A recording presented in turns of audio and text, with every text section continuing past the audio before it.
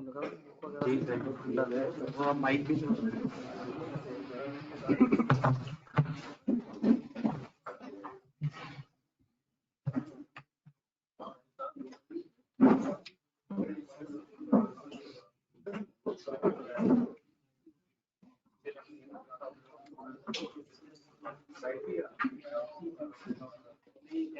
Code की हाँ ये पॉकेट में से चीजें निकल सकती कोड आदमी अगर पढ़ने और वहाँ चांस लाने में बड़े कागज छोड़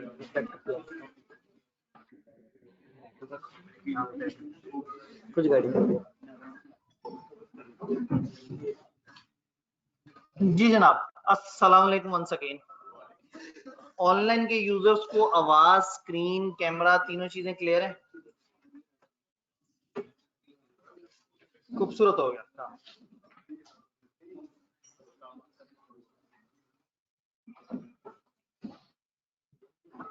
कल कुछ रोमांचक सी बातें की थी हमने। कंपटीशन एक्ट पढ़ा था। तीनों चैप्टर्स में से तीसरा चैप्टर जो कि बाकियों से थोड़ा सा बड़ा है, लेकिन एक पोर्शन लॉजिकल है, एक पोर्शन थोड़ा सा खुश्क है। आर्बिट्रेशन वाला थोड़ा सा खुश्क है, कंपटीशन वाला बड़ा इंटरेस्टिंग है। इंटरेस्टिंग इसलिए है कि इसकी कहानी इंटरेस्टिंग है, लेकिन अनफॉर्चुनेटली अगर आप लिखी हुई चीज देखें और आपको रट्टा जब मारना पड़े तो आपको वो भी जरा खुश खुश सा लगेगा। सिस्टम की आवाज, सिस्टम की आवाज अब तो नहीं आ रही। वाह जी, तो फिर हम लोगों ने पहले समझा कंपटीशन कमीशन है क्या। हर मुल्क में कंपटीशन को फरोग देने वाली एक ऐसी अथॉरिटी जो चाहती है कि मुल्क के अंदर कंपटीशन की फिजा हमवार हो और कोई किसी का इस्तेहसाल ना कर सके। अल्टीमेटली इससे कंज्यूमर्स का फायदा होता है। कंज्यूमर्स का मतलब है मेजॉरिटी पब्लिक का फायदा होता है। मेजॉरिटी पब्लिक का फायदा मतलब गवर्नमेंट खुश होती है। तो गवर्नमेंट चाहती है कि मुल्क में मोनोपोलीज ना बने, लोगों का इस्तेहसाल ना हो, एक फ्री कंपटीशन हो जिससे ज्यादातर बिजनेसेस को ग्रो करने का मौका मिले, जिससे कंज्यूमर्स को मुकाबले की वजह से अच्छी क्वालिटी की प्रोडक्ट सस्ते में मिले। पाकिस्तान में जो दायरा से देख रहे हैं वो सीसीपी हमने बात की थी, कंपटीशन कमीशन ऑफ पाकिस्तान। कुछ अर्से पहले महाराज वजूद में आया और हमने कहा इसके पास काफी पावर्स हैं, इतनी पावर्स हैं कि इवन ये गवर्नमेंट की ही अथॉरिटीज तक को चैलेंज करके कह सकता है आपने सही नहीं किया। फिर आपके फेवरेट आईकेएफ के साथ इनका हमने ताल्लुक देखने की कोशिश की, उस पे आप लोगों के चेहरे पे मुस्कुराहट दौड़ गई, आपको खुशी हुई कि आपके आईकेएफ से भी किसी ने बदला लिया। लेकिन फिर चार्टर्ड अकाउंटेंट्स की चालाकियां सुन के जो है वो आप जो है और ज्यादा मुतासिर हो गए। आपने कहा जी चार्टर्ड अकाउंटेंट तो बड़ी बखरी साइंस है। तो चार्टर्ड अकाउंटेंट्स ने इतने अरसे से वो सारे केसेस फंसा के रखे हुए हैं और उनको किसी भी जगह पे नहीं जाने दिया। 2006-7 के आसपास ये बॉडी प्रॉपर तरीके से एक्टिव हुई थी। अब चक्कर ये है कि बस जिंदगी कितनी आसान हो गई है। पता है, मतलब पहले मैं पढ़ा रहा होता था ना तो मैं पहले पूरी हिस्ट्री देखता था, पीछे क्या हुआ, किताबें देखता था, फलाना फलाना। अब मेरे सामने नया नया लॉ आया होता है। 2007 में जब ये लॉ आया था कंपटीशन का तो मैं उस वक्त पढ़ा रहा था। तो अब मेरे लिए बड़ा आसान है ये कहना कि हाँ ये 2007 के आसपास आया है। अब रिसर्च करने की जरूरत नहीं है। अब कंपनीज एक्ट पूरा अपनी आंखों के सामने आया है, उसकी सारी चेंजेस अपनी आंखों के सामने आई हैं। तो अब बुजुर्ग होते जा रहे हैं। खैर, हाँ तो मैं 2007 में भी पढ़ा रहा होता तो फाइनल को पढ़ाता था और खुद भी आर्टिकल्स में था। मैंने एफसीए का बोना है। मैं असल में बीच में आईकेएफ का डिफॉल्टर भी रहा हूँ कुछ अर्से। अपनी तरफ से पेमेंट कर दी हुई थी, वहां पे रिकॉर्ड नहीं हुई थी। तो वो फिर बाद में नोटिस वगैरह आया तो मैंने कहा नहीं मैंने तो पेमेंट की हुई है, मेरे कार्ड से पैसे भी निकले हुए हैं। उसी दिन मैंने 2 ट्रांजैक्शन की थी तो मैंने कहा वो कार्ड से भी पैसे निकले हुए हैं। पता लगा कि वेबसाइट की ग्लिच की वजह से वो मेरी पेमेंट पहुंची नहीं थी। तो 8-10 महीने उन्होंने मेरी वो खत्म कर दी। फिर इनका एक बड़ा जालमाना सा रूल है, वो कहते हैं जो फर्मों में जाएगा वो 5 साल बाद अपने आप को एफसीए करवा सकता है। जो टीचिंग में है या किसी और जगह उसको 10 साल लग जाएंगे अपने आप को एफसीए करने में। तो 8-10 महीने वो खा गए। अच्छा, जिस वक्त मैं सीए किया तो बस करके मैं बहुत मुतमईन था, जबकि उसके करने के बाद आपको एक फीस के साथ आईकेएफ को अप्लाई करना पड़ता है अपना रजिस्ट्रेशन नंबर लेने के लिए। तो मैं बड़ा सुकून से था, मैं तकरीबन अपने से अगले बैच वालों के साथ रजिस्टर हुआ, क्योंकि बस सीए कर लिया। मतलब जरूरी थोड़ी कि नाम के साथ लिखा हुआ नजर आए तो आप बहुत खुश हो रहे हो। और मैं लगाता नहीं था, कॉलेज वाले लगा देते थे, आतिफ आफदी साहब एसीए और वो इस तरह से। तो मेरे से एक दफा आईकेएफ के एक सीनियर मेंबर ने पूछा कि आपके साथ एसीए लिखा हुआ, आपका रजिस्ट्रेशन नंबर क्या है? तो फिर मैंने कहा कि हाँ ये तो अब जरा गलत हो जाएगा, ये तो पब्लिकली नाम के साथ तो एक तो मैं रजिस्टर लेट हुआ, फिर 7-8 महीने मेरी वो रजिस्ट्रेशन फंसी रही, तो अभी भी मेरे ख्याल में 3-1 साल रहते होंगे। हाँ, मैं यंग चार्टर्ड अकाउंटेंट हूँ। एफसी होते हैं बाबे पुराने। तो अगेन मैं पढ़ा पहले सर, वो मैं आर्टिकल्स के जमाने से पढ़ा रहा हूँ, फिर मैंने एक पेपर 5 साल चलाया सुकून से, चलता रहा आराम से, जो है ना वो पेपर भी चल रहा है, मेरी टीचिंग भी चल रही है, पेपर भी चल रहा है, टीचिंग चलती जा रही है, पेपर फिर भी चलता जा रहा है।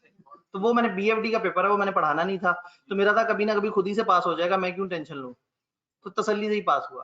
तो अगर कोई पूछे सीए कितने अरसे में किया, मैं कहता हूँ 10 साल में, 5 साल में बाकी सारे पेपर और 5 साल में वो एक पेपर। तो वो ये एक बड़ी मजेदार सी हमारी कहानी है। तो इसलिए सीए जो है वो जो मैं 6 साल 7 साल की एज 7 साल 6 साल के टेन्योर में कर सकता था, वो 10 साल पे चला गया। फिर कुछ मैंने रजिस्ट्रेशन अगले बैच के साथ कराई, कुछ दरमियान में 7-8 महीने पेंडिंग रहे, तो टाइम बढ़ता गया। अच्छा है जब तक एसीए लिखा हुआ है, जरा बंदा यंग यंग सा फील होता रहे। ठीक है जी।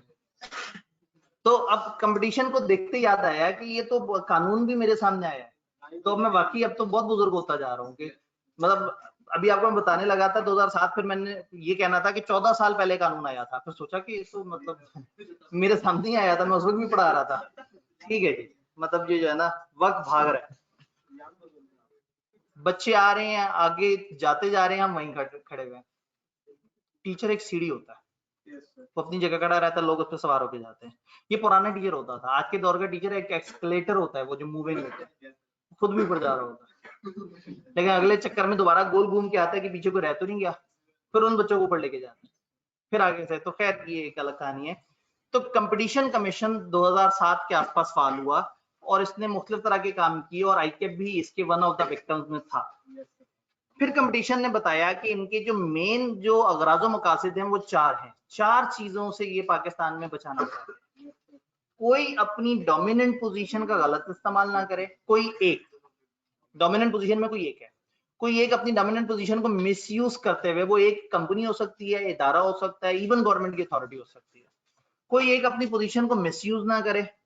नंबर 2 हमने कहा कुछ लोग मिलके ऐसे एग्रीमेंट ना कर लें जिससे मार्केट का कंपटीशन खराब हो। ये जो एग्रीमेंट्स है इसमें कम से कम 2 पार्टीज है, 2 या 2 से ज्यादा पार्टीज। अल्फाज अक्सर मिलते जुलते मिलेंगे आपको दोनों जगह, लेकिन फर्क ये है कि एक जगह एक ही कर रहा है ऐसा, और एक जगह 2-3 लोग मिलके कर रहे हैं मार्केट को खराब। तीसरी चीज हमने कहा कोई ऐसी मार्केटिंग प्रैक्टिस नहीं होनी चाहिए जो लोगों को धोखा दें और कंपेटिटर्स की प्रोडक्ट से लोगों को हटा के आपकी प्रोडक्ट्स पे लेके आए on the basis of any false thing, on the basis of any such झूठ जो कि आपने कस्टमर्स को कंज्यूमर्स को नुकसान पहुंचाया। चौथी चीज ऐसे मर्जर्स जिससे मार्केट का कंपटीशन साफ हो रहा हो, खराब हो रहा हो या ओवरऑल लेवल पे उससे नुकसान पहुंच सके, तो ऐसे मर्जर्स को या रोकेंगे या उसमें कुछ ऐसी शर्तें रख देंगे जिससे मुल्क का उतना ज्यादा नुकसान ना हो। मर्जर्स आपके सिलेबस में उन्होंने नहीं डिस्कस किया, बाकी 3 चीजों की चंद एग्जांपल्स दे दी और ये लिखा कि these are examples but this is not limited to these examples, ये एग्जांपल्स हैं चंद। तो ऐसे में एक टिपिकल सवाल ये आ सकता है कि वो एक सिनेरियो से बनाएं कि एक बड़ा जबरदस्त पाकिस्तान में मसला चल रहा है, बहुत सारे शुगर के लोग इकट्ठे होते हैं और मिलकर अजीबोगरीब से कुछ एग्रीमेंट्स कर लेते हैं जिसकी वजह से अवाम को नुकसान होता है। तो आप जरा लिस्ट डाउन करें ऐसे कुछ एग्रीमेंट जो कि अवाम को नुकसान दे सकते हैं। तो ज्यादातर इसमें रट्टे की तरफ जाना एक्सपेक्टेड है। सिनेरियो बनाएंगे तो वो एक सिचुएशन सी बताएं जिसके अंदर कुछ गलत हो रहा हो, वो कहेंगे क्या हो रहा है और बताओ इसके ऊपर किसी कानून ने कोई बात की है। तो जब आप देखेंगे कि एक इदारा अपनी पोजीशन को गलत इस्तेमाल कर रहा है तो आप कहेंगे as per the requirement of Competition Act ये अब्यूज ऑफ डोमिनेंट पोजीशन हो रहा है और यहाँ पे कंपटीशन कमीशन एक्शन लेगा। लेकिन मजे की बात है बेचारे क्या सिनेरियो बनाएंगे इससे ज्यादा, क्योंकि सजा भी नहीं बताई क्या होगी, एक्शन कैसे लेंगे वो भी नहीं बताया, सिर्फ ये बताया है कि अब्यूज ऑफ डोमिनेंट पोजीशन होती क्या है। तो इसकी नेचर देख के ऐसा लग रहा है कि यहाँ से रट्टे वाला सवाल। ये 3 चैप्टर जो उन्होंने ऐड किए हैं ये मोस्ट ऑफ द टाइम्स इसमें से क्रैमिंग टाइप की चीजें हैं। सिनेरियो तो हमने भी बना ही डाला था मिड टर्म में, आप देखिए उन चैप्टर से सवाल आए हैं। उस एक चैप्टर जो था उसमें शामिल, उसमें हमने प्यारा सा सिनेरियो भी बनाया था। तो सिनेरियो तो बनाना कैपेबिलिटी है, वो तो कोई भी बना सकता है। कहने का मतलब है कि सिनेरियो बनाने के बाद भी मोस्टली आपसे जो चीज रिक्वायर्ड होगी वो आपकी रिटेंशन है कि आपकी याददाश्त इतनी काम कर रही है। फिर हमने एग्जांपल्स देखी थी, अब्यूज ऑफ डोमिनेंट पोजीशन की अच्छी खासी एग्जांपल्स देखी, एग्रीमेंट्स की एग्जांपल देखी, डिसेप्टिव मार्केटिंग प्रैक्टिस की एग्जांपल देखी। मैं नॉर्मली सीए फाइनल में, आप लोगों का भी उतना एक्सपोजर नहीं है, जब आप इंडस्ट्री में जाते हैं, आर्टिकल्स में जाते हैं, आप देखते हैं पाकिस्तान में कंपनियां क्या कर रही हैं। तो सीए फाइनल में ये टॉपिक पढ़ाते हैं, मैं अक्सर कहता हूँ कि ये सारी लाइनें पढ़ें और बताएं इनमें से क्या पाकिस्तान में नहीं हो रहा। तो बेचारा सारा पढ़ने के बाद कुछ नहीं बता पाते, कोई ऐसी एग्जांपल उन्हें नहीं पता होती जो यहाँ लिखी हुई और पाकिस्तान में ना हो रही हो। तो अगेन ये बात फिर मैं आपको हमेशा याद की तरह याद कराता चलूं कि जो मैं आपको बता रहा हूँ वो लॉ है, कि लॉ है और ऐसे है, लेकिन इस पे इतना दिल से यकीन नहीं कर लेना कि ये फॉलो भी हो रहा होगा। बस इस नियत से यकीन करना है कि पेपर में आप यकीन से लिखें कि कानून में ऐसा है, तो अप्लाई उस तरह से नहीं हो रहे। उसमें उन्होंने कुछ खतरनाक बातें की थी, पता नहीं वो कल सेंसर हुई थी या नहीं हुई थी रिकॉर्डिंग में, नहीं आई ना। अरे वाह, जबरदस्त, बच्चा तो गया। अब आप लोगों से मैंने पूछने हैं आपके सवाल, फिजिकल वालों के सवाल, फिर ऑनलाइन वालों के सवालों की तरफ आएंगे। जी ये फिजिकल वाले भाई का एक फिजिकल सवाल, एक भाई ने कहा अगर हम एग्जांपल्स 2-3 याद रख लें, सारी ना याद ना रखें, 2-3 थोड़ा सा कम बन जाता है, आप 4 से 5 कहें तो मेरे दिल को भी जरा थोड़ा सा सुकून मिले। 4 से 5 याद करें, इनमें से अक्सर ऐसी हैं कि जो आप खुद से भी लिख सकते हैं, और चूंकि ये डेफिनेशन नहीं है तो थोड़े बहुत अल्फाज ऊपर नीचे हो जाएंगे, चल जाएगा काम। जब डेफिनेशन आएगी वहां हम फंस जाएंगे, अदरवाइज आप एग्जांपल्स में 4 से 5 अगर याद कर लें तो इससे काफी हद तक काम चल जाएगा। जी अगर कोई इदारा है उसके पास जाते हैं, कहते हैं मैं सर्विसेज प्रोवाइड करूं, ठीक है, वो कहते हैं कि ये फिक्स प्राइस है, हम इससे कम में नहीं आपको मतलब के सर्विसेज प्रोवाइड करेंगे। हम कहेंगे वो इदारा भी है, वो भी यही सर्विसेज कम में प्रोवाइड कर रहा है, ठीक है, तो सर कहता है उन्हीं के पास चले जाओ, तो ये नहीं, ये इसमें नहीं आएगा, ये इसमें नहीं आएगा, अनफॉर्चुनेटली इसमें नहीं आएगा। जो आप पूछना चाह रहे हैं उसका जवाब यही है कि इसमें नहीं आएगा। देखिए प्राइस डिस्क्रिमिनेशन क्या है कि मैं एक ही बंदे को एक ही प्रोडक्ट की प्राइस कुछ और बताऊं और उसी प्रोडक्ट की प्राइस किसी और बंदे को कुछ और बताऊं, अगर तो उसके पीछे वजह है। फॉर एग्जांपल एक बच्चा आके कहता सर ये किताब कितने की है, मैं कहता हूँ जी 400 रुपए की किताब ले लो। कराची का एक बच्चा कहता सर किताब मुझे चाहिए कराची में, आप भिजवा देंगे, कितने की है, मैं कहूंगा 500 रुपए की। क्यों? क्योंकि मैंने उसको डिलीवर करके भिजवानी है, डिलीवर करने वाला मेरे से 120 रुपए ले लेगा, मैं कहूंगा चलो कोई बात नहीं, उसने ले लिए, को 10-15 रुपए बच्चे को डिस्काउंट मिल जाएगा, बच्चे को 500 रुपए में किताब पहुंच जाए।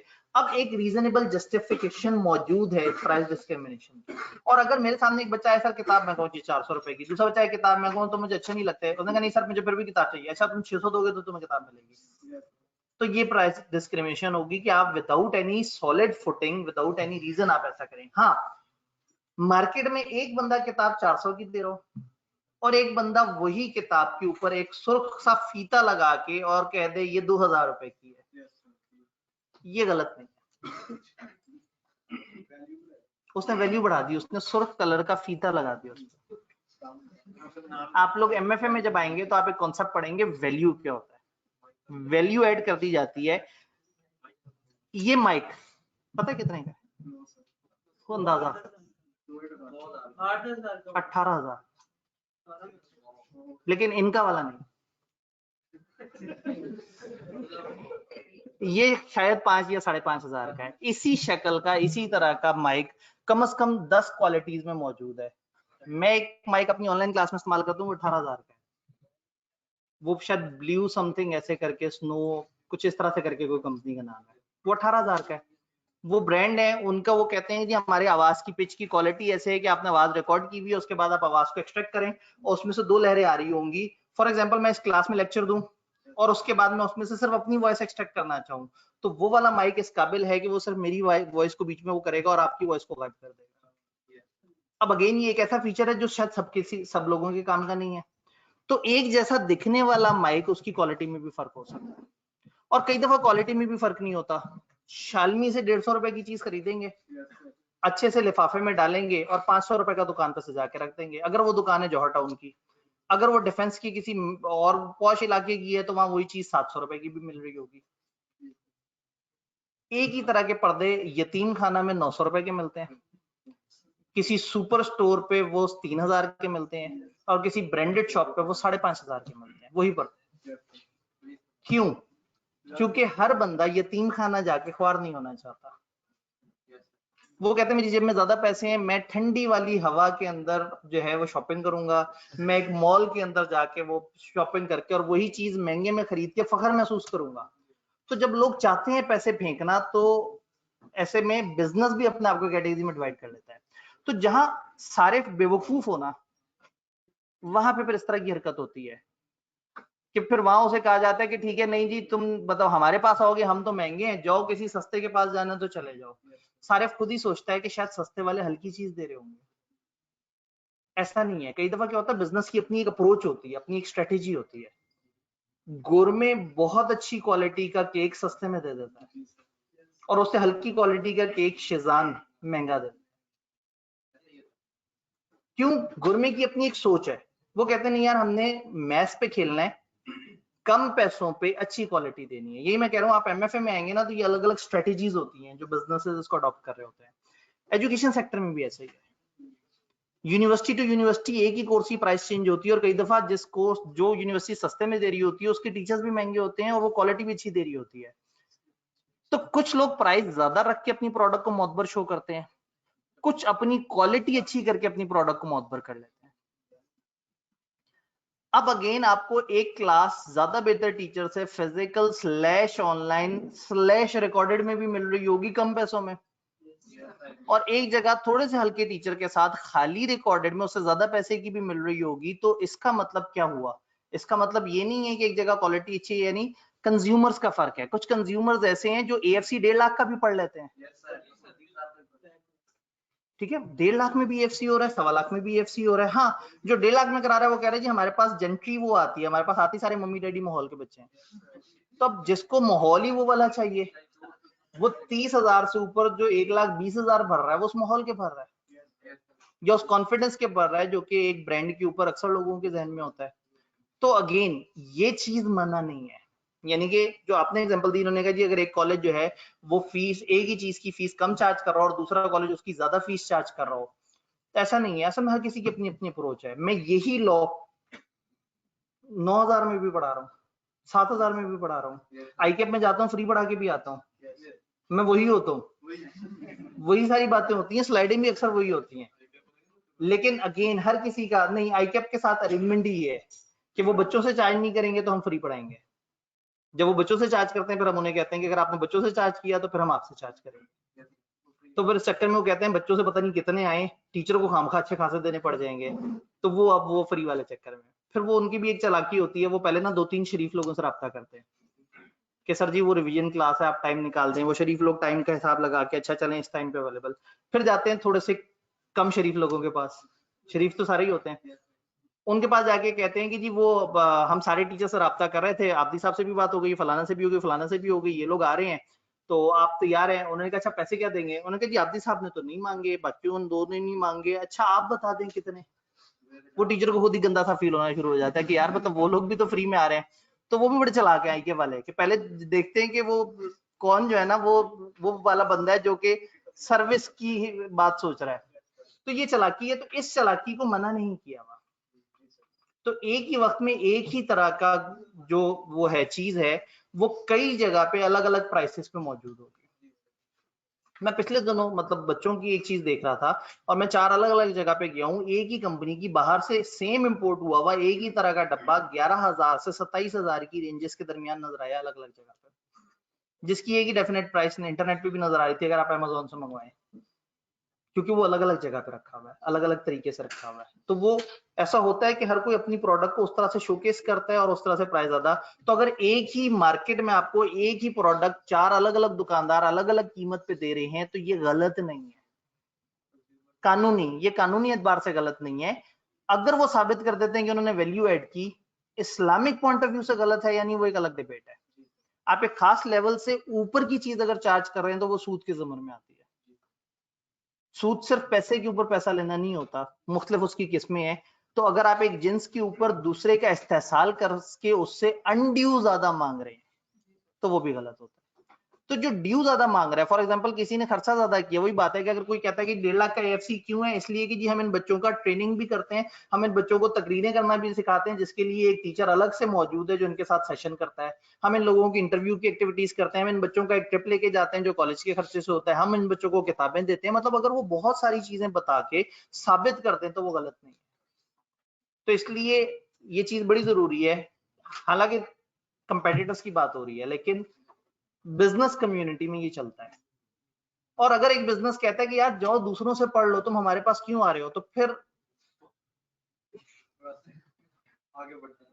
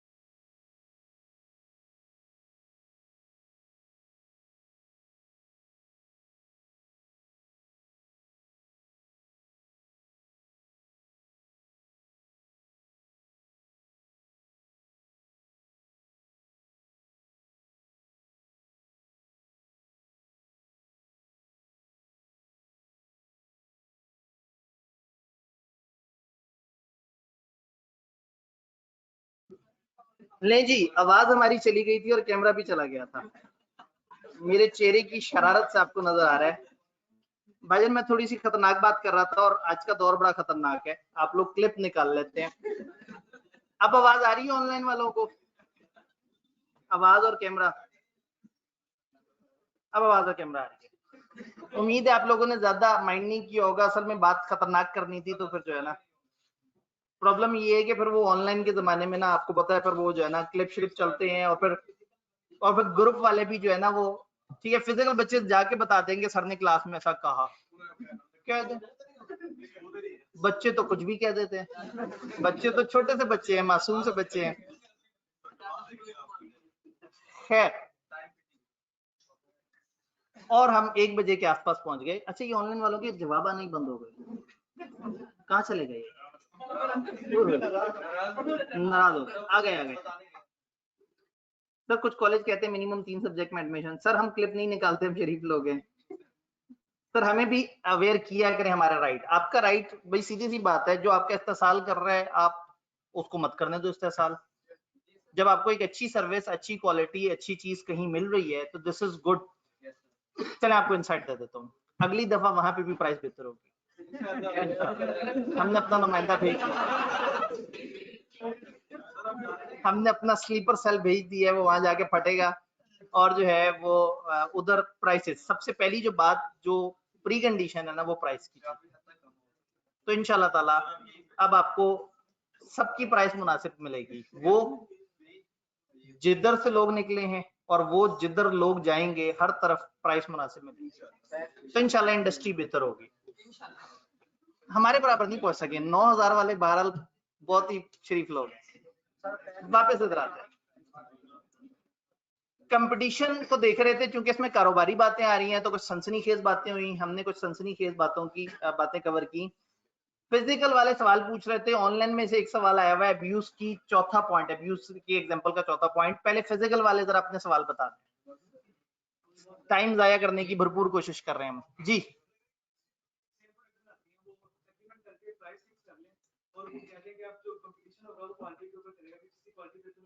जी, अब अगर इंडस्ट्रीज आपस में मिलके प्राइस फिक्स कर दें और कहें कि अब हम क्वालिटी पे खेलेंगे, तो कंपटीशन कमीशन इसमें एक्शन में आ सकता है, क्योंकि उन्होंने कहा था या तो प्रोडक्शन फिक्स कर दें या प्राइस फिक्स कर दें या क्वालिटी, इवन टेक्नोलॉजिकल डेवलपमेंट भी अगर रोक दी जाए तो ये भी प्रोहिबिटेड एग्रीमेंट है।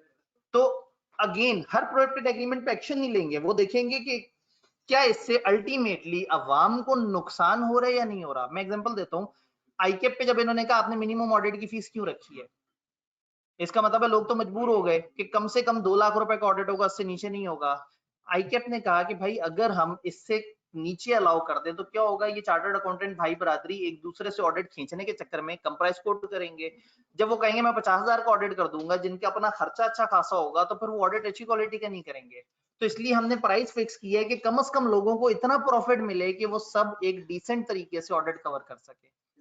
तो कभी कभी यू हैव सम रीजन, आपके ऊपर केस होता है, आप उस केस को डिफेंड करते हैं, आप एक रीजन देते हैं। अल्टीमेटली अगर कंपटीशन कमीशन ऑफ पाकिस्तान को पता लग जाए कि पूरा पाकिस्तान मुतासिर हो रहा है, नुकसान में आ रहा है, तो फिर वो उसके ऊपर बात करेंगे। डन। वापस इधर आते हैं।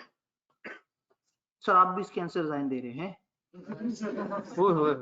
मैं 2 साल से कोशिश कर रहा हूँ रिजाइन की, वो नहीं रिजाइन ले रहे। मेरी तबियत का इशू है, मैं कह रहा हूँ मैंने 6 महीने की ब्रेक लेनी है, मैं सेहत अपनी बेहतर करूँ। वो कह रहे हैं अच्छा चलें ठीक है कोई नहीं, आहिस्ता आहिस्ता हो जाएगी बेहतर। इस दफा भी ये था कि मुझे एक जगह खड़े रहने या बैठे रहने में तकलीफ होती है, एक नर्व का इशू है जो कि 2 साल से है। तो मैंने कहा था कि मुझे पुराने दौर की फिजिकल क्लास की तरह, ताकि मैं क्लास में चल फिर के करूँ तो उसमें तकलीफ उस तरह से ना हो। मतलब रात में 2-2.5 घंटे तीसें उठती रहती हैं अच्छी खासी। तो वो इस दफा तय हुआ था मैंने खाली फिजिकल क्लास पढ़ानी है। फिर मैंने आपको बताया था कि इन्होंने गलती से कुछ एडमिशंस कर लिए थे, तो अगली दफा का ना मैंने लिखवा लिया है कि मैंने सिर्फ फिजिकल क्लास पढ़ानी है, मैंने डिवाइस के करीब नहीं जाना, मैंने क्लास में चल फिर के पढ़ानी है। आपने अगर उसको ऑनलाइन रिले करना है साइड से रिले कर देना, लेकिन किसी बच्चे को मिलने वाली किसी गलत क्वालिटी की जिम्मेदारी हमारी नहीं है। तो ये ऑनलाइन ये जो साथ साथ रिले हो रहा है, शायद ये इसका लास्ट सेशन ही हो। हम मतलब मेरी मजबूरी ये है कि मैं फिजिकल क्लास की तरफ मुझे वापस जाना है, या दूसरा ऑप्शन है कि मैं फिर बिल्कुल ही 6-7 महीने 10 महीने के लिए साइड पे हूँ, वर्कआउट करूँ। पता नहीं वर्कआउट करूंगा नहीं करूंगा, मुझे छुट्टी मिलेगी मैं मतलब जो है ना ऑनलाइन पढ़ाना शुरू कर दूंगा। इन्होंने भी कहा था कि आपको छुट्टी दे देते हैं, आप पहले वादा करें कुछ नहीं करेंगे। अब जाहिर है बंदा 2 दिन घर बैठ जाए, 3 दिन घर बैठ जाए, फिर कुछ ना कुछ तो जाहिर है एक बंदा जो मुतहर्रिक रहा हो। तो फिर वो मैंने बैठ के किताबों शिताबें और इस तरह के काम शुरू कर देने थे। तो मैंने कहा जी एक काम करते हैं, मिलके चलते हैं, आप खाली फिजिकल पढ़ाएं, हम आपको ऑनलाइन में तंग नहीं करेंगे। अगर वो खाली फिजिकल होगा तो ये कॉलेज वालों की वो है, एक क्लास में तजर्बा किया जा रहा है कि क्या वो तजर्बा कामयाब होता है। अदरवाइज वो फिर खाली फिजिकल लेक्चर्स होंगे। तो मैं रिजाइन नहीं कर रहा, ऐसा कोई चक्कर नहीं है, कोई दूर दूर तक खामखा अफवाह फैलाने की कोशिश ना करें। हाँ मैं रिजाइन करना चाहता था, resign for a 6 months leave, जो कि मैं 2 साल से नहीं ले पा रहा हूँ। वो अब लीव की जगह मुझे एक एडजस्टमेंट ये है कि मैं खाली फिजिकल पढ़ाऊँ। तो अल्लाह करे शायद इस दफा गलती से एडमिशन ना किए जाए इंशाल्लाह ताला। सर बस ऑनलाइन हो यही काफी है, वाजिब फरमाइश जो है ना उनकी, ऑनलाइन होगा लेकिन किसी और तरीके से होगा, ताकि ना फिजिकल वाले तंग हो ना ऑनलाइन वाले तंग हो। ऑनलाइन को प्योर ऑनलाइन मिले, फिजिकल को प्योर। ये जो मिक्स वाला माहौल है ना, इसमें मुझे लगता है कि क्वालिटी ऑनलाइन वालों को उतनी अच्छी नहीं मिलती। वो बेचारे यहाँ मैसेज पे मैसेज फेंकते रहते हैं, मैं इन सारे बच्चों से फ्री होता हूँ तो पता लगता है ओहो इधर तूफान मचा हुआ है, या इधर पता लगता है 5 मिनट से आवाज ही नहीं आ रही थी, जैसे आज अचानक से आवाज चली गई, कैमरा चला गया। कल बाकी ऐसा हुआ था और आज नियतन ऐसा हुआ था। अच्छा जी सवाल।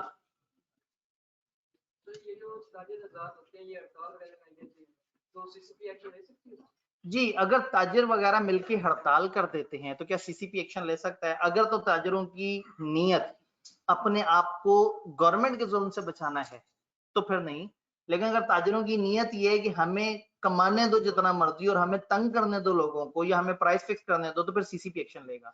तो सीसीपी तब एक्शन लेगा जब कंज्यूमर को नुकसान पहुंचेगा उस आउटकम से, उस हड़ताल के। अगर वो हड़ताल करके कहें कि गवर्नमेंट हमारी ये प्राइस हमें यहाँ पे फिक्स करने दे, और उससे सीसीपी को लगे कि पाकिस्तान के अवाम को मसला है, तो वो उस पर मना कर देंगे। जी फिजिकल लोगों के फिजिकल सवाल।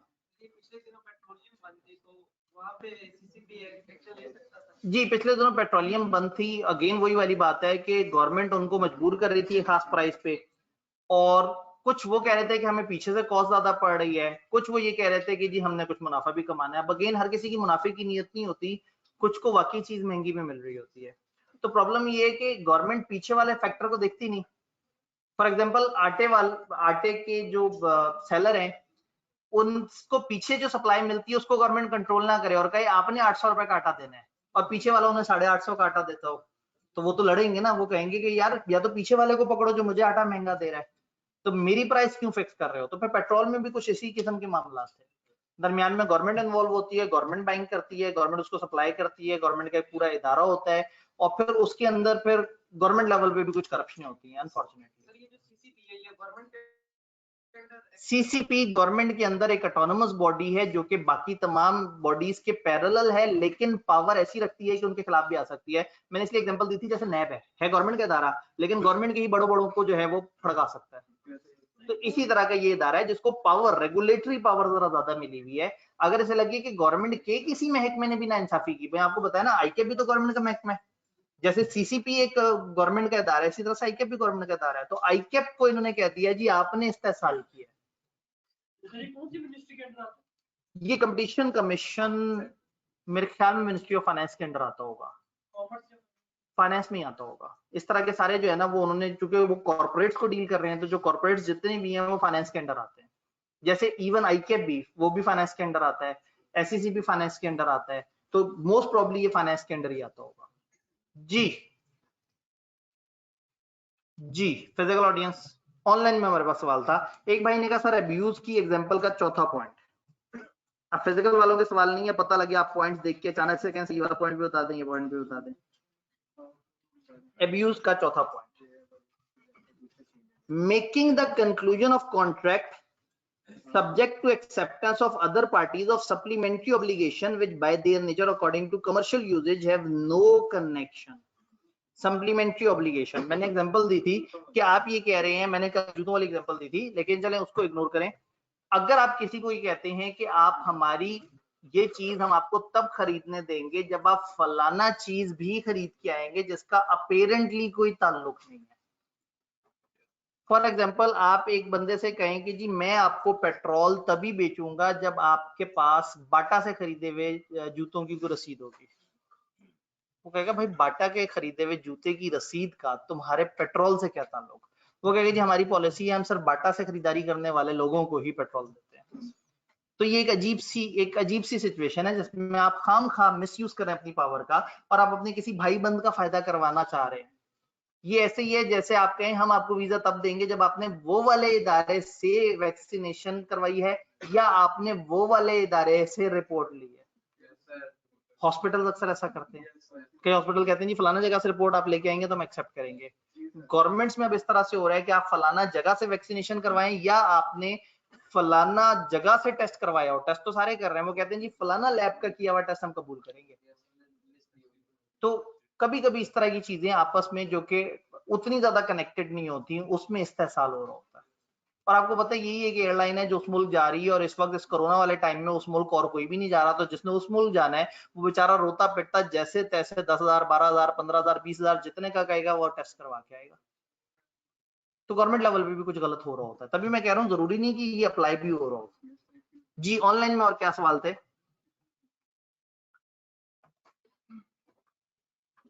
सर आप चले गए तो 9K वाला लॉ कहां से मिलेगा? ओए ओए जी रेस्ट पे जाने का मतलब फौत होना नहीं है।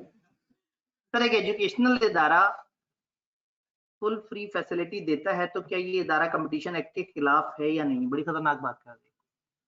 अब एक अचानक से जो है वो फ्री में प्रोडक्ट देते हैं और दूसरे जो है वो पैसे ले रहे हो।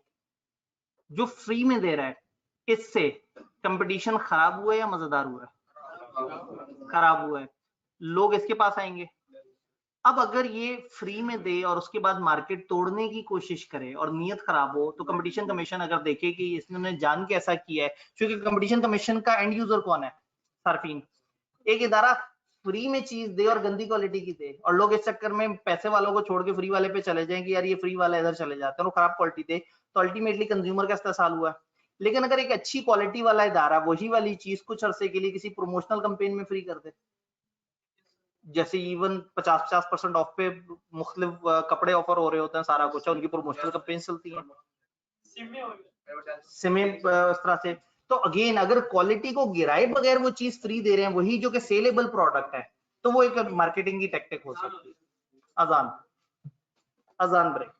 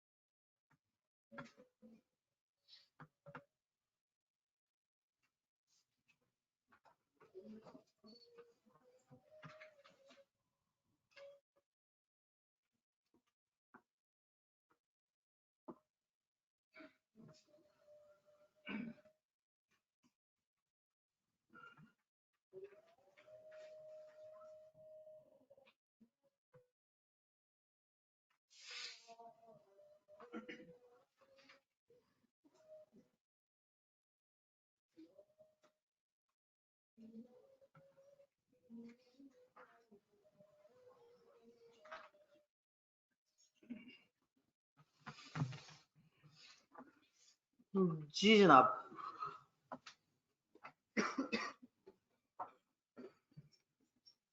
एब्यूज का 5वां पॉइंट, ये हमारा आखिरी सवाल है। सवाल सारे खत्म हो गए अल्हम्दुलिल्लाह।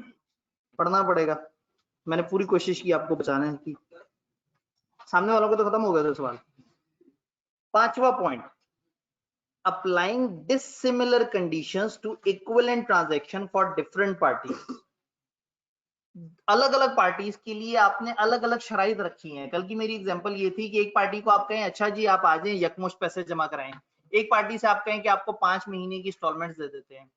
फॉर एग्जांपल दो बच्चे नीचे फ्रंट ऑफिस में जाएं, बिल्कुल एक जैसे बच्चे हों, दोनों का एक जैसी हिस्ट्री हो, एक जैसा पास स्टेटस हो, एक जैसा मामला हो, पिछले सेशन में एक जैसे सब्जेक्ट पढ़े और एक जैसी फीस दी हो और दोनों में से डिफॉल्ट ना हुआ हो। इस दफा एक बच्चा कॉलेज से कहे जी आप मुझे इंस्टॉलमेंट कर देंगे, उसने का मसला ही कोई नहीं, आपको 3 इंस्टॉलमेंट्स बना देते हैं। दूसरा बच्चा पूछे जी मुझे इंस्टॉलमेंट्स कर देंगे, उन्होंने कहा नहीं जी आपको तो नहीं करके देंगे हम इंस्टॉलमेंट्स। अब आपने दो सेम तरह की पार्टीज को सेम तरह की ट्रांजैक्शन में डिसिमिलर चीजें ऑफर की, यानी कि आपने डिस्क्रिमिनेट किया। आपने कहा नहीं भाई तुम्हें मिलेंगी 3 इंस्टॉलमेंट, तुम्हें नहीं मिलेंगी। चलो अगर हम कह देते कि एक फ्रॉडिया बच्चा था, उसको उन्होंने कहा नहीं तुम्हें इंस्टॉलमेंट नहीं देंगे, बात समझ आती। अगर दो एक जैसे बच्चे हैं और उन दोनों को एक ही चीज की अलग अलग शर्तें लगाई, तो इसका मतलब है कि ये यहाँ पे वो पोजीशन को मिसयूज करके अपनी मनमानी कर रहे हैं, जहां दिल कर रहा है जो मर्जी रूल लगा रहे हैं। डन, कहानी को आगे बढ़ाते हैं। कंपटीशन समझ आया? अब इसका इंट्रोडक्शन देखते हैं, कंपटीशन के बारे में शायर क्या कहना चाह रहा है।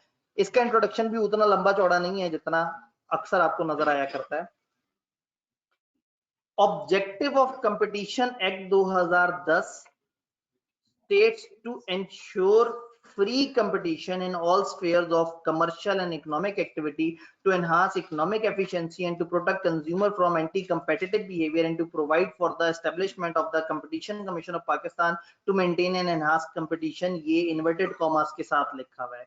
इन्होंने क्या किया, उसका ऑब्जेक्टिव ही उठा के कॉपी पेस्ट कर दिया।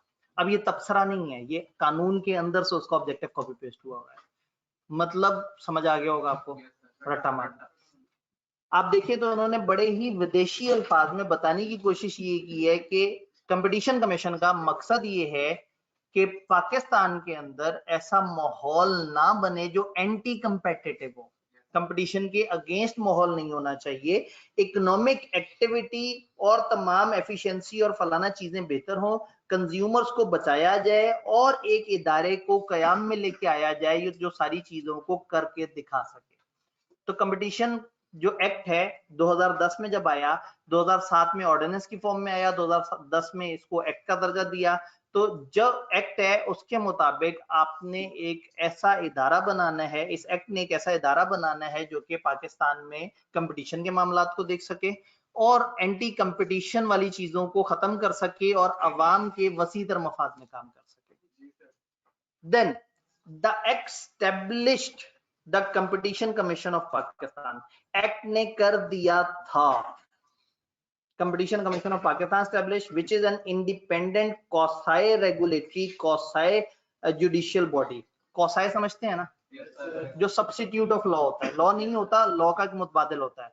तो उन्होंने कहा कानून मौजूद है या नहीं है, ये आके कहेंगे कि जो किया है ये गैर कानूनी है।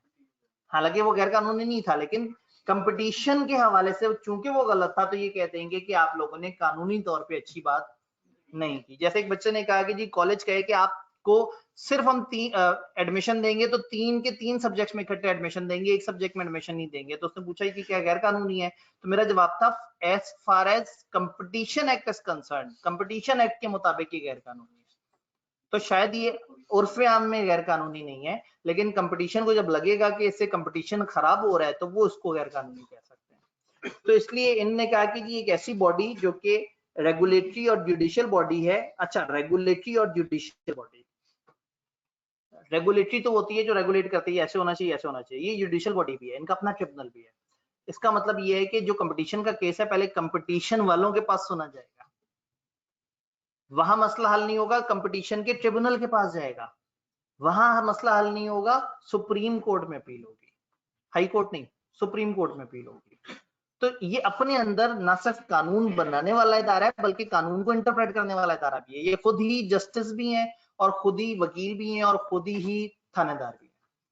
तो एक ऐसा इदारा है जो कि रेगुलेट भी कर रहा है, खुद ही से उसका हिसाब किताब भी कर रहा है, खुद ही से उसके केसेस को सुन भी रहा है। हाँ, इनके खिलाफ आप सुप्रीम कोर्ट में जरूर अपील कर सकते हैं कि जी देखिए इन्होंने क्या किया है। और जब मैंने आईके वाला मामला बताया था, आईके अपने हाई कोर्ट में अपील कर दी, जो कि नहीं कर सकते थे। और हाई कोर्ट मतलब वही बात है कि उस टाइम पे ये इदारा नया नया आया था, चीजें भी वो नहीं थी, उन्होंने कहा ठीक है जी हमारी जुरिस्डिक्शन में आता है। अब वो आगे वो खारिज नहीं कर सकते कवानीन के मुताबिक, और जब तक वो खारिज ना करें सुप्रीम कोर्ट में जा नहीं सकता, और सुप्रीम कोर्ट में जाएगा तो ट्रिब्यूनल से निकलेगा, ट्रिब्यूनल फैसला देने के बाद इंप्लीमेंट नहीं कर सकती क्योंकि एक अदालत में फंसा हुआ है। तो उन्होंने कानूनी ऐसी को पेचीदगी उसमें वो की है कि ना केस निकल सकता है ना आगे जा सकता है, तो वो अजीब सी जगह में फंसा हुआ है। तो ये इसलिए ना, तो इनके केसेस के खिलाफ सुप्रीम कोर्ट में अपील होती है, हाई कोर्ट में 2008 के आसपास शायद। हाँ मतलब ये तो ताजा आए थे ना, ये तो अभी आहिस्ता आहिस्ता एस्टेब्लिश हो रहे थे। मतलब असल जिस वक्त हाथ डाला ना उस वक्त आईकेप को भी अंदाजा नहीं था।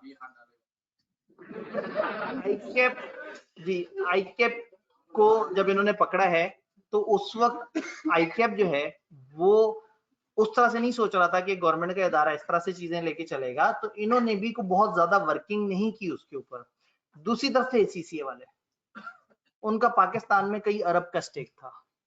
पाकिस्तान इस वक्त गालिबन दुनिया में सबसे ज्यादा मेंबर्स ऑफ एसीसी प्रोड्यूस करने वाला मुल्क है, गालिबन, क्योंकि इंडिया में आया नहीं था और उसके अलावा कोई और मुल्क इतना जज्बाती नहीं होता।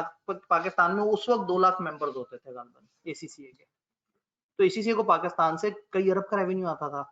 उन्होंने पैसा इन्वेस्ट कर दिया, यहाँ पे अच्छे वकील किए, बाकी सारा आईके वाले अपने वही अपनी अकाउंटिंग कमेटी और वो उस तरह से करके ये अपने मासूम तरीके से उस किस्से को डील करते रहे ना। इन्होंने इतना खर्चा किया तो ये हार गए, तो फिर इन्हें हुआ कि यार ये तो गलत हो गया। इन्होंने कहा नहीं कोई बात नहीं, उन्होंने खर्चा किया, हम दिमाग लगाएंगे। तो इन्होंने दिमाग लगाया और मामले को ऐसा फंसाया है कि वो बस फंसा हुआ है जी। उसके बाद अब तो असल में अब उन्होंने इस तरह से ओपन कर दिया है कि वो एतराज भी ना करें कि हमें मना कर दिया। पहले क्या होता था, एसीसी करने वाले को कैफ पूरा एग्जाम्प्ट हो जाता था और वो आर्टिकल शुरू करता था। बाकियों के आर्टिकल 3 साल 3.5 साल के होते थे, एसीसी वालों के 3 साल के आर्टिकल्स होते थे। और उन 3 साल के आर्टिकल से एसीसी वालों को अपनी भी मेंबरशिप की वो पूरी हो जाती थी ट्रेनिंग, और आईके वाली भी पूरी हो जाती थी। उससे फिर हमारे बच्चे काफी ज्यादा मुतासिर हो रहे थे। और दूसरा प्रॉब्लम ये था कि फिर अपने बच्चे, वही बात है, जो मुतासिर होते थे, तो फिर जाहिर है एक ही जवाब होता था कि भाई अगर आपको लग रहा है कि आपके साथ बुरा हो रहा है, आप एसीसी की रूट से आ जाओ। एसीसी था महंगा बहुत, एसीसी के एक पेपर 40-40 हजार फीस। तो आई क्या, गरीब इदारा, गरीब परवर इदारा। तो पाकिस्तान में अगर मुनासिब बजट में एक तालीम लेनी है और एक बंदा मेहनत करना चाहता है और अपनी फैमिली को ऊपर लेके जाना चाहता हो, तो आईकेप इज द ओनली एवेन्यू।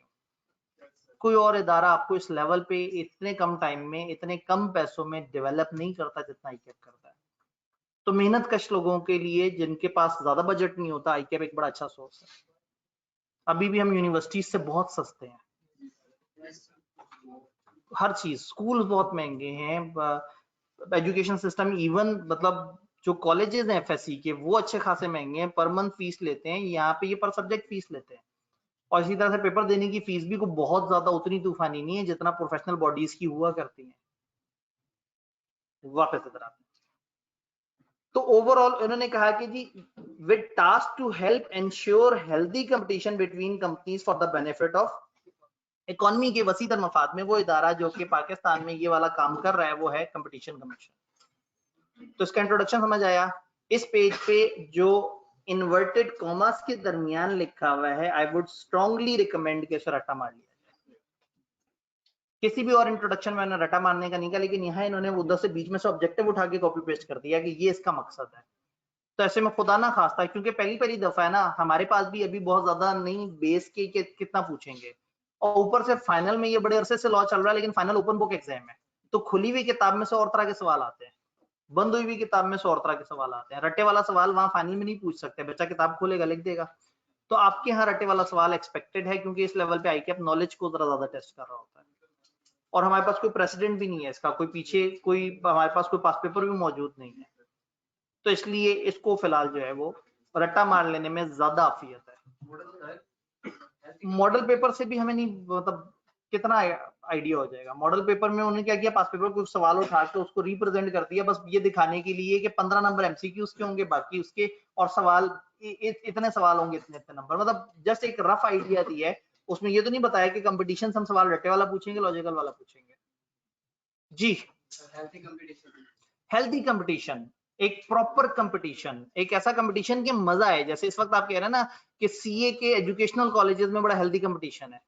आपको पता है कि एक बड़ा मुनासिब सा मुकाबला हो रहा है कराची में, लाहौर में, इस्लामाबाद में, हर जगह बड़ा जबरदस्त मुकाबला चल रहा है, और सबके सब मुनासिब पैसों में अच्छी क्वालिटी देने की कोशिश कर रहे हैं। दिस इज हेल्थी कंपटीशन, कि एक अच्छा कंपटीशन हो, आपस में एक प्रॉपर नजर आ रहा हो कि हाँ भाई सबके सब अच्छी क्वालिटी दे रहे हैं।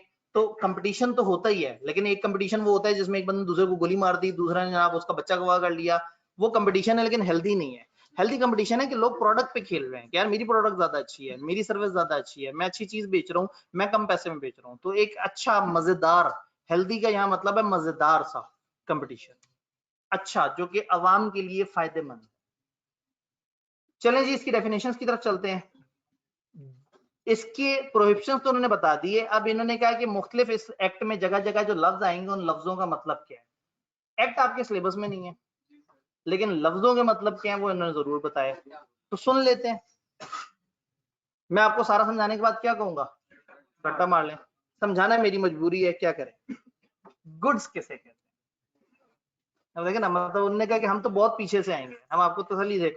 गुड्स इंक्लूड्स एनी आइटम, वाह, किसी भी आइटम को गुड्स। रॉ मटेरियल,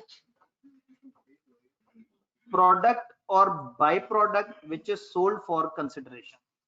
एक एक लफ्ज बड़ा कीमती है। कंसिडरेशन का मतलब है मुआवजा, ये तो आपको समझ आता है। सोल्ड का मतलब है बिकता है। तो जो चीज पैसों पे बिकती है वो प्रोडक्ट है। अब चीजें तो बहुत सारी पैसों पे बिकती हैं, कौन कौन सी? उन्होंने कहा जब भी कोई चीज, कोई जिन्स, जिन्स मतलब कोई सब्सटेंस, कोई शय, कोई भी शय, ये रॉ मटेरियल। रॉ मटेरियल एक ऐसी चीज को कहते हैं जिससे आगे कुछ बनना हो। फॉर एग्जांपल कुर्सी एक फिनिश प्रोडक्ट है और लकड़ी इसके लिए रॉ मटेरियल है। मोबाइल एक फिनिश प्रोडक्ट है, सिलिकॉन और इस तरह की जो बेसिक उसमें चीजें पड़ रही हैं वो रॉ मटेरियल है। लोहा रॉ मटेरियल है। तो प्रोडक्ट का मतलब है तैयार हुई हुई चीज, और रॉ मटेरियल का मतलब है रॉ फॉर्म में एक ऐसी चीज जिसको आप एक प्रोडक्ट के तौर पे कंज्यूम नहीं कर सकते, जिसको एक खास शेप में ढालने के बाद वो प्रोडक्ट बनेगी। तो रॉ मटेरियल नॉर्मली, आप लोगों ने इकोनॉमिक्स भी तो नहीं ना पढ़ी, लैंड, लेबर, कैपिटल, एंटरप्रेन्योरशिप, ये चार तरह के फैक्टर प्रोडक्शन होते हैं। जो लैंड है ना वो रॉ मटेरियल है। लैंड का मतलब है all type of raw materials, यानी कि जमीन से उगने वाली ज्यादातर चीजें, समंदर से निकलने वाली ज्यादातर चीजें, ये रॉ मटेरियल्स होते हैं ज्यादातर, जिनको यूज करके, जिनको कोई शेप में कन्वर्ट करके प्रोडक्ट बनाई जाती है। तो मछली जो पानी में तैर रही है वो रॉ मटेरियल है, और वो बहुत खूबसूरत सी कटिंग हो के बड़े अच्छे तरीके से फ्राई होके आपके सामने पेश की गई है तो वो प्रोडक्ट है, क्योंकि अब उसमें वैल्यू ऐड कर दी गई है। जो लकड़ी का दरख्त है कहीं, या लकड़ी कटी भी पड़ी है, वो रॉ मटेरियल है, उसको खास शेप देके कुर्सी बना के आपके सामने रख दिया गया तो वो प्रोडक्ट है। तो ये कोई शय भी हो सकती है, कोई रॉ मटेरियल भी हो सकता है, कोई प्रोडक्ट भी हो सकती है। प्रोडक्ट और रॉ मटेरियल का फर्क हमें समझ आ रहा है। रॉ मटेरियल रॉ चीज है, प्रोडक्ट है फाइनल बनी हुई चीज। और बाय प्रोडक्ट, कभी कभी एक प्रोडक्ट बनाते हुए उसमें से एक दूसरी प्रोडक्ट निकल आती है। आप जो है कॉटन एक्सट्रैक्ट किया, कॉटन की आपने जिनिंग की, आपकी नियत ये है कि आप उस कॉटन को धागे में कन्वर्ट करें ताकि आगे आप उससे कपड़ा बनाएं। अब कॉटन के अंदर एक बीज भी है, जब आप उसकी जिनिंग कर रहे हैं, जब उससे पहले आप उसको गोल गोल घुमा रहे हैं और उसमें से रुई अलग कर रहे हैं, तो बीज भी निकला। बीज को क्रश करेंगे तो उसके अंदर से कहीं से ऑयल निकलेगा, कहीं से उसका जो छिलका है उससे एक और चीज बन जाएगी। तो आपका इरादा था कपड़ा बनाने का, लेकिन बीच में छोटी छोटी सी और प्रोडक्ट्स भी बन गई। तो ऐसी प्रोडक्ट जो प्रोसेस का हिस्सा होती हैं वो बाय प्रोडक्ट कहलाती हैं। बल्कि अब तो मुझे समझाना इतना मुश्किल नहीं है, आप लोग तो कॉस्ट के स्टूडेंट्स भी होंगे। चले, आप में से जो कॉस्ट के स्टूडेंट्स होंगे उन्होंने जॉइंट एंड बाय प्रोडक्ट को तो बहुत डिटेल से पढ़ा होगा, तसल्ली से एक महीने तक पढ़ते रहे। प्रोसेस कॉस्टिंग मेरे ख्याल में महीना चलती रही होगी, ठीक। तो उसमें बाय प्रोडक्ट्स का जो कॉन्सेप्ट, तो बाय प्रोडक्ट का मतलब है एक प्रोसेस के बीच में ही कई दफा एक छोटी सी और प्रोडक्ट भी निकल आती है जो सेपरेटली सेलेबल चीज होती है। तो गुड्स का मतलब है कोई भी शय, कोई भी रॉ मटेरियल, कोई भी फिनिश प्रोडक्ट, कोई भी दरमियान में आने वाली ऐसी बाय प्रोडक्ट जो अलग से सेल है, which is sold for consideration, वो गुड्स है। अब अगर दरमियान में कुछ ऐसा हुआ कि उससे कुछ मतलब कुछ इवेपोरेट हुआ या कुछ जंग वगैरह बीच में अलग से जमीन पे गिरा और उसको कोई साफ करके ले गया, तो वो प्रोडक्ट नहीं है। प्रोडक्ट वो चीज है जो कि सेलेबल चीज है। तो गुड्स हमें समझ आए। रिटेलर किसे कहते हैं? आसान अल्फाज में दुकानदार।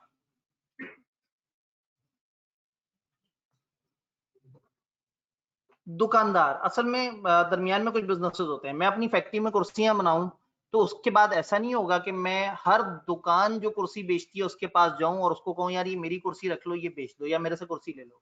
हो सकता है दरमियान में एक होलसेलर आए, होलसेलर जो कि थोक के हिसाब से, एक होता है ना परचून और एक होता है थोक। ये दुकानदार, इसको परचून कह देता हूँ, चले परचून और थोक। होलसेल होता है जी बिल्कुल, असल में होलसेल और रिटेल तो लफ्ज है जिसको समझाना है, तो उस लफ्ज को समझाने के लिए तो मैं उर्दू का सहारा ले रहा हूँ। तो अगेन एक बंदे ने मुझे आके कहा भाई आप कुर्सियां बना रहे हैं, आपसे मैं 50,000 कुर्सियां खरीद लूंगा, फिर पूरे पाकिस्तान को मैं सप्लाई करूंगा और आपसे जो है वो मतलब मुझे चीज मिल जाएगी। तो होलसेल इज द पर्सन। मैं कहूंगा अच्छा ये बंदा इतना अच्छा 50,000 कुर्सी ले रहा है, तो मैं कहूंगा चलो ठीक है तुम्हें पर कुर्सी 100 रुपए डिस्काउंट दे देता हूँ। ठीक है, उसने 50,000 मेरे से कुर्सियां उठाई और अब वो अलग अलग जगह अवेलेबल कर देगा। जब वो दुकानदार के पास जाएगा तो दुकानदार से कहेगा ये चीज जो है वो मैं तुम्हें इतने की प्रोवाइड कर रहा हूँ। फॉर एग्जाम्पल एक आसान उसमें वो करते थे, डिंग डोंग की बबल अगर 1 रुपए की है फॉर एग्जाम्पल, वैसे 1 रुपए की नहीं है, अगर वो 1 रुपए की है और एक पैकेट है जिसमें 24 बबल्स होती हैं, मैं होलसेलर हूं और मेरे से आके वो, मैं बिजनेस हूं, मैन्युफैक्चर हूं, तो मेरे से आके एक होलसेलर कहता है जी मैं आपसे पूरा पैकेट उठाऊंगा। अगर आप पूरा पैकेट उठाओगे 20 दे देना, वो 20 का मेरे से उठाएगा, दुकानदार से कहेगा मैं तुम्हें पैकेट 22 रुपए का बेच रहा हूँ। दुकानदार कहेगा चलो ठीक है, जब ये पैकेट में बेच चुका हूँ मुझे 2 रुपए का फायदा हो जाएगा। तो इसका मतलब ये है कि जो चीज पीछे से चली वो सस्ती थी, आहिस्ता आहिस्ता महंगी होती गई, दरमियान में इंटरमीडिएरीज आते गए, ये होलसेलर, डिस्ट्रीब्यूटर, रिटेलर, ये अलग अलग तरह के इंटरमीडिएरी। रिटेलर वो आखिरी बंदा है जो कंज्यूमर को चीज दे रहा है, बिल्कुल वो दुकानदार। होलसेलर दरमियान में आ रहा है, कभी डिस्ट्रीब्यूटर होता है कभी डिस्ट्रीब्यूटर नहीं होता, डिस्ट्रीब्यूटर अलग अलग एरियाज में उसकी सप्लाई कर रहा होता है। तो मैन्युफैक्चरर वो है जिसने बनाया, होलसेलर या डिस्ट्रीब्यूटर है जिसने दरमियान में बल्क में उठा के आगे भेजा, रिटेलर वो शख्स है जिसने फाइनली खरीद के एंड कंज्यूमर को बेचा, एक आम सारिफ को, और आम सारिफ ने आके 1 रुपया दिया और वो 1 रुपए की डिंग डोंग खरीद ली। इसी तरह से बोतलों में भी होता है, इसी तरह से तकरीबन हर तरह के गुड्स में यही होता है जिसमें दरमियान में लोग होते हैं। बड़े कम बिजनेस हैं जिसमें मैन्युफैक्चरर डायरेक्ट एंड कंज्यूमर को चीज बना के देता है, ज्यादातर जगह पे ये पूरा सिस्टम मौजूद होता है, होलसेल और ये सारा। क्यों पढ़ा रहे हैं? इसलिए कि ये लफ्ज जगह जगह आगे आने हैं कंपटीशन एक्ट में, और वो आगे हमारे सिलेबस में नहीं है। या तो बीएम पढ़ रहे होते तो ये समझाते, लेकिन चले मैंने आपको दुकानदार और थोक वाला बंदा, ये थोक ऐसे कर देता हूँ, आप इसे थूक पढ़वाना शुरू कर दें। जी, ऐसा हो सकता है। In relation to sale of any goods means a person who sell the goods to any other person other than for resale. एक ऐसा शख्स जो दूसरे को बेच रहा है, इसलिए नहीं बेच रहा कि तुम आगे से बेचो। होलसेलर तो ये कर रहा है ना, पीछे से खरीदा और आगे दुकानदार से कहा ये मैं तुम्हें दे रहा हूं तुम आगे बेच देना। लेकिन आम दुकानदार क्या कर रहा है, आपको डिंग डोंग इस इरादे से दे रहा है कि आप आगे बेचोगे, नहीं, आपको इस इरादे से दे रहा है कि ये डिंग डोंग पकड़ो और खा जाओ। तो जो शख्स एक ऐसा सेलर है जो गुड्स सेल करता है किसी और शख्स को अदर देन रीसेल की नीयत के, यानी कि मैं आसान अल्फाज में डेफिनेशन ना होती तो मैं लिख देता जो एंड कंज्यूमर को चीज बेच रहा है। अच्छा, होलसेलर कौन है? A person who purchases goods and sell them to any person for resale. तो बेसिक फर्क क्या हुआ दोनों में कि होलसेलर ने पकड़ा और आगे किसी और को देगा कि तुम भी सेल करो, मिडलमैन बन गया, और रिटेलर है एंड वाला बंदा जिसने अब एंड पे फाइनली लोगों को चीज बेचनी है, तो वो बन गया। तो ये जो ज्यादातर दुकानदार होते हैं ये रिटेलर्स होते हैं, ज्यादातर इनके पास जो एजेंसी के बंदे आके माल सप्लाई कर रहे होते हैं वो होलसेलर या डिस्ट्रीब्यूटर के लोग होते हैं जिसने दरमियान में बल्क में उठाया होता है, और मैन्युफैक्चरर वो होता है जिसने चीज बनाई होती है। बात समझ आई? कुछ डेफिनेशन मार्केट किसे कहेंगे? हम कहते हैं ना रेलेवेंट मार्केट में, जैसे मैं एग्जांपल देते हुए आपको कहा कि सीए की इंडस्ट्री में, एजुकेशन के सेक्टर में, शुगर वालों के यहाँ, आटे वालों के बिजनेस में, तो बेसिकली मैं खास मार्केट का जिक्र कर रहा था। एक खास, एक मिनट, एक मिनट, रेलेवेंट मार्केट एक खास वो मार्केट जिसका हम जिक्र कर रहे हैं। Market which shall be determined by CCP with reference to a product market and a geographic market. Market किसे कहेंगे जी? मार्केट उसे कहेंगे जिसको सीसीपी मार्केट कहेगा। तो हो सकता है सीसीपी सीए वालों को मार्केट ना कहे, सीए एफएससी फलाना फलाना स्कूल कॉलेज यूनिवर्सिटी उनको मिला के कहे ये एजुकेशन की मार्केट है, तो जिसको वो मार्केट कह दें वो मार्केट है। वो ज्योग्राफिकल भी हो सकती है, वो प्रोडक्ट भी हो सकती है। अब ये ज्योग्राफिकल क्या है? ज्योग्राफिक किसे कहते हैं? एरिया, इलाका। और प्रोडक्ट किसे कहते हैं? कोई खास तरह की कोई भी, जैसे हमने चीज देखी। Geographic market comprises the area in which undertaking concerned are involved in supply of products or services and in which the condition of competition are sufficiently homogeneous and which can be distinguished from neighboring geographic area because in particular the condition of competition are appreciably कुछ missing है आपके पास? इसके बाद कुछ आ रहा है? हाँ, क्योंकि मैं ये कह रहा हूँ कि ये यहाँ पे पेस्ट होते हुए बेचारा छोटा हो गया।